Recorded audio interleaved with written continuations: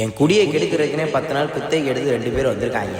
வணக்கம் friends, intelligent நண்பருடன் இது நாள் 16. வழக்கம் போல பராமரிப்பு வேலை பார்த்துக்கிட்டு இருக்கும் போது ஒரு ஃபோன் கால். என்னன்னு பார்த்தா, ஒருத்தன் சென்னையிலேருந்து கிளம்பி வந்திருக்கியா, ஒருத்தர் திருப்பூர்லேருந்து கிளம்பி வந்திருக்கான். எதுக்குடான்னு கேட்டா, என்ன செய்யறது, உன் குடியை கெடுக்க நாங்கள் தானே வரணும் அப்படின்னு சொல்றாங்க. நண்பா வாடா, நான் மாட்டுத்தாள் நிற்கிறேன், வந்து பிக்கப் பண்ணிக்கன்னு சொன்னானுங்க.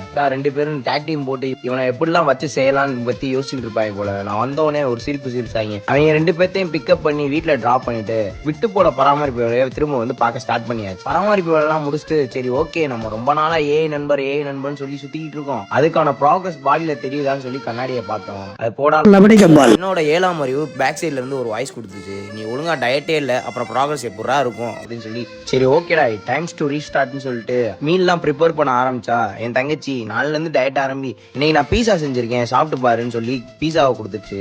டயட்ல இருக்கும் போது தான் பீஸா பர்கரும் எல்லா எல்லாமே பண்ணுவானுங்க. பீஸாலாம் சாப்பிட்டு முடிச்சு மீஷோல ஒரு ஃபுல் ஹேண்ட் டிஷர்ட் ஆர்டர் பண்ணிருந்தோம். அதை அன்பேக் பண்ணிட்டு அப்படியே ஜிம்முக்கு ஜூட் விட்டாச்சு. அங்க போனா சவுத்ரி என்கிற சுபாஷ், என்ன நண்பா பழசெல்லாம் மறந்துட்டியா, நான் இல்லாம என்னைக்கு ஒர்க் அவுட் போட்டிருக்கேன், வானம் 2 பேரும் சேர்ந்து ஒர்க் அவுட் போனா எல்லாம் கூட்ட ஆரம்பிச்சிட்டான். ஒர்க் அவுட் எல்லாம் போட்டுக்கிட்டு இருக்கும் போது இன்னொரு ஃபோன் கால். அது எப்படா நீ ஜிம்ல நிம்மதியா ஒர்க் அவுட் போட்டுட்டு இருப்பீங்க, வா காஃபி குடிக்க போலான்னு மாமாவும் அப்பாவும் அழைப்பு. அப்படியே டாப் அடிக்க அங்க போயாச்சு. அங்க அப்படியே காஃபி குடிச்சுக்கிட்டு இருக்கும்போது நம்ம ஏரியா பாய்ஸ் ஒரு தம்பி வந்து, அண்ணே வீடியோ எல்லாம் நல்லா இருக்குன்னு கை கொடுத்துட்டு போனாங்க. பாரா நம்ம வீடியோவும் பிடிச்சிருக்குன்னு சொல்லிட்டு ஒரு சில பேர்லாம் சொல்றாங்கன்னு சொல்லிட்டு கொஞ்சம் சந்தோஷப்பட்டேன். அந்த சந்தோஷத்தையும் நண்பா என்ன காசு கொடுத்து கை கொடுக்க சொல்றியான்னு சொல்லி அங்க ஒரு கலவரத்தை உண்டாக்கிட்டாங்க. அப்படியே காஃபிலாம் குடிச்சிட்டு வீட்டுக்கு கிளம்பியாச்சு. இத்துடன் செய்தியின் முடிந்தது. வீடியோ பார்த்ததுக்கு நன்றி.